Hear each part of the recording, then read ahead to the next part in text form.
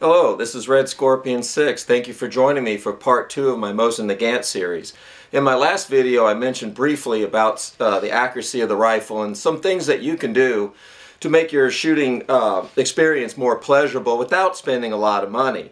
Again, you have to remember these were mass-produced rifles for use on the battlefield.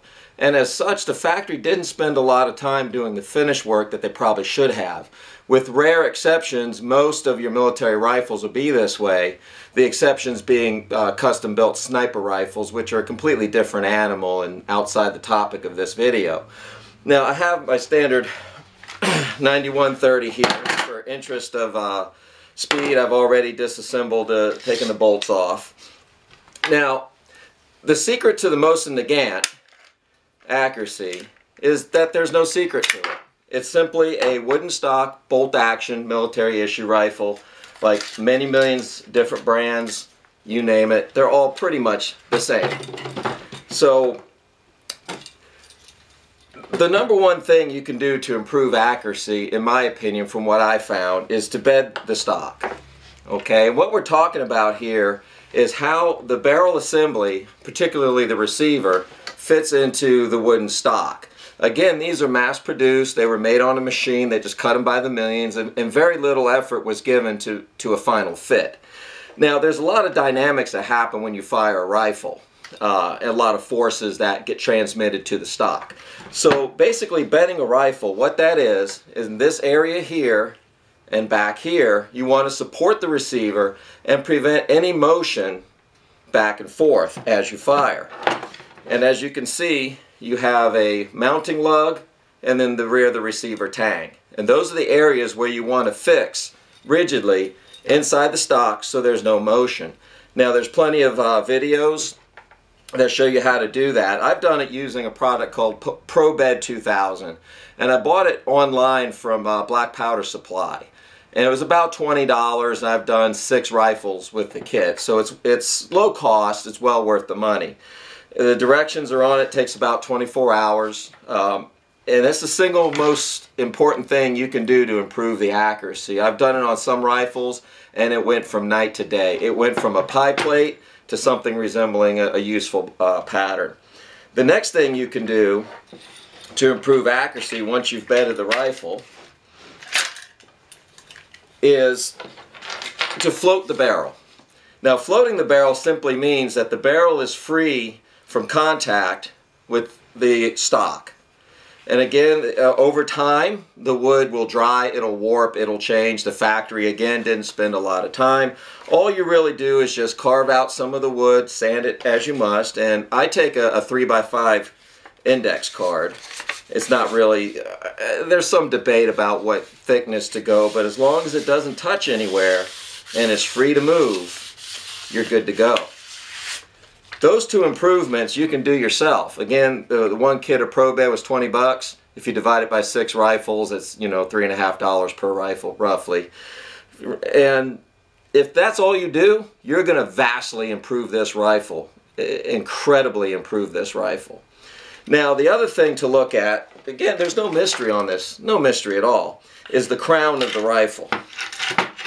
Now, the crown, what we're talking about is this part here, at the very end of the barrel. Now, what happens, people get aggressive with the cleaning rod, they'll drop it in the ground, it'll get impacted, it'll get chipped, it'll get scratched. This is very important for accuracy, that it's exactly shaped correctly. Now, there's a tool you can purchase for that, or you could take it to a gunsmith. It's a relatively low-cost job. It takes a matter of a few minutes. But what happens in the nutshell is when the bullet leaves the end of the barrel, there's a lot of gases that come out around it. If the crown isn't shaped correctly, the gases are going to come out asymmetrically and kind of push the bullet a little bit. So it's going to go off. Okay, so you want this to be as good as you can. Now, 99% of my rifles, that's all I do to them. At least these old warbirds anyway. You bed the stock to the receiver, float the barrel, and make sure the crown is in good shape. And that alone is going to vastly, vastly improve your shooting experience.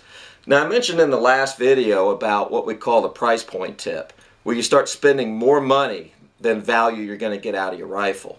And the trigger area, in my opinion, is one area where you can just spend way too much money on this rifle.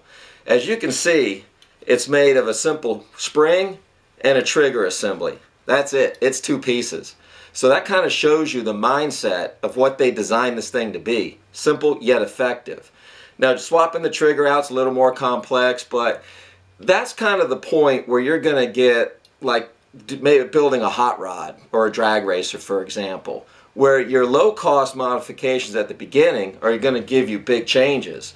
But then as you get those changes, you're going to reach a plateau where you're going to have to spend more and more money to get smaller and smaller gains. Okay, so I think that's going a little too far with this rifle, in my opinion. But it's your money, you can do what you want to do, and if it brings you pleasure, then that's the correct thing to do. But in my estimation, these rifles were designed to be low cost and effective. So bed the receiver, float the barrel, and check the crown. And as always, make sure you clean these. If you get one that's been arsenal refinished, been stored in cosmoline, it's going to have cosmoline in the extractor, in the interrupter. Get rid of all of that. You'll be surprised how bad cosmoline will affect your accuracy and reliability when it gets inside the bolt. And that's basically it. Again, there's no mystery to this rifle. It's simply a woodstock bolt action rifle, like many millions of others made all over the world. So those three simple things you can do, and you're going to see a big increase in your accuracy. Now, in the next installment, I'm going to go over what we call rim lock, which is a constant problem with these things, but it is something that's fairly easy to fix. And I'll explain that in my next video.